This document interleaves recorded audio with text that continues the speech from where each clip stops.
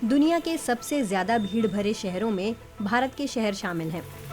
बहुत से लोग गरीबी और भूख से जूझते हैं।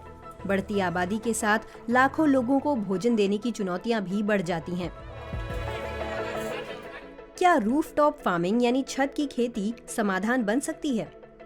लोग जहां रहते हैं वहीं स्वास्थ्यवर्धक भोजन पा सकते हैं।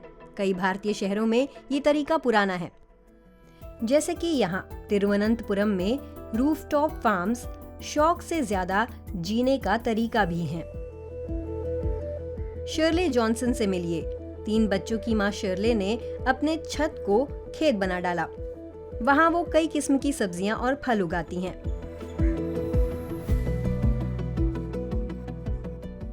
टेरेस गार्डनिലേക്ക് വന്നതിന് ശേഷം टेरेस गार्डन शुरू करने के बाद मैं अपने बच्चों को जैविक भोजन दे सकती हूँ और मानती हूँ कि अच्छा भोजन उन्हें समाज में एक बेहतर इंसान बनाएगा। നല്ല പെരുമാറ്റം മക്കൾക്കുണ്ടാകുന്നത്। रूफटॉप फार्मिंग ग्रामीण इलाकों पर भोजन की निर्भरता को कम करती है और उसकी उपज तत्काल उपलब्ध है। एक बढ़िया साइड इफेक्ट भी है, घरों में ठंडक। शर्ले को राज्य सरकार की मदद से बीज, पौधे और कंटेनर मिलते हैं। ये सरकारी योजनाएं कुछ ही राज्यों में लागू हैं, जैसे केरल, बिहार या Tamil Nadu.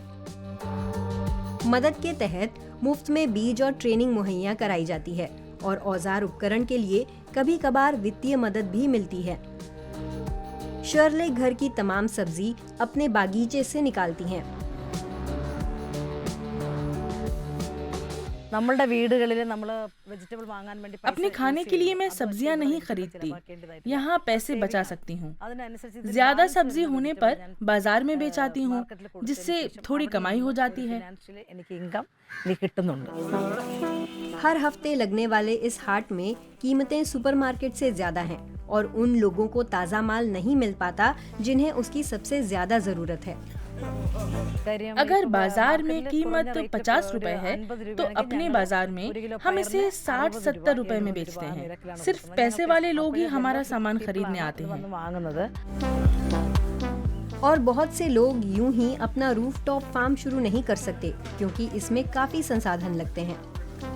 Rooftop gardening, although it is happening mostly in rooftop बागवानी अधिकांश रूप से निजी रिहायशी जगहों पर हो रही है, लेकिन उसे सार्वजनिक या सरकारी संस्थानों की छतों पर भी शुरू किया जा सकता है। जिनके पास पहुंच नहीं, खासकर निम्न वर्गीय परिवारों के लोगों के लिए, उनके लिए ये आम जगह काम आ सकती हैं। छत पर मालिकाना हक की बात नहीं, उसे इस्तेमाल करने की बात है। So it's not about owning a roof, it's about access to a roof.